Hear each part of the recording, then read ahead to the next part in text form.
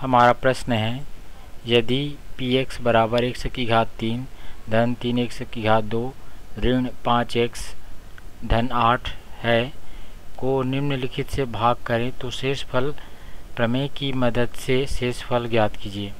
ये हमारा भाजक है और ये हमारा भाज्य है। इसे हम लिख सकते हैं इस प्रकार, भाज्य px बराबर x की घात 3 धन 3x की घात 2 ऋण 5x धन 8, और ये हमारा भाजक है। इसे हम gx के बराबर मान लेते हैं, भाजक gx बराबर x धन 1। तो शेषफल प्रमेय से यदि भाज्य px को भाजक gx से हम भाग दें तो शेषफल p ऑफ a होगा। इसे हम इस प्रकार से लिख सकते हैं, शेषफल प्रमेय से शेषफल pa होगा, जहाँ a भाजक gx का शून्यक है। चूँकि a भाजक gx का शून्यक है अर्थात x की जगह में हम a को रख देंगे तो वह जो है शून्य हो जाएगा, भाजक का पद जो है शून्य हो जाएगा। अर्थात हम इसे लिख सकते हैं a धन 1 बराबर 0।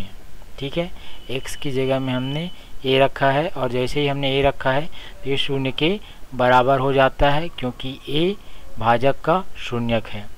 अब यहाँ से इसको आगे हल करें तो a बराबर हमें ऋण 1 प्राप्त होता है। तो इस प्रकार से a का मान प्राप्त हो जाने के बाद शेषफल pa है, वहाँ पर इस मान a की जगह में हम ऋण 1 रख करके हम शेषफल ज्ञात कर सकते हैं। तो चलिए देखते हैं। शेषफल हमारा है, शेषफल बराबर p ऋण 1। a का मान हमने अभी यहाँ पर निकाला है तो यहाँ पर रख देंगे, शेषफल बराबर p ऋण 1। अब जहाँ जहाँ यहाँ पर ध्यान देंगे, भाज्य में जहाँ जहाँ x वाले पद हैं उसके स्थान पर हम ऋण 1 लिखेंगे। यहाँ पर ध्यान देंगे, px है तो उसको इस प्रकार से परिभाषित किया है, यदि p ऋण 1 है तो निश्चित रूप से जहाँ जहाँ x है वहाँ वहाँ आप ऋण 1 रखेंगे।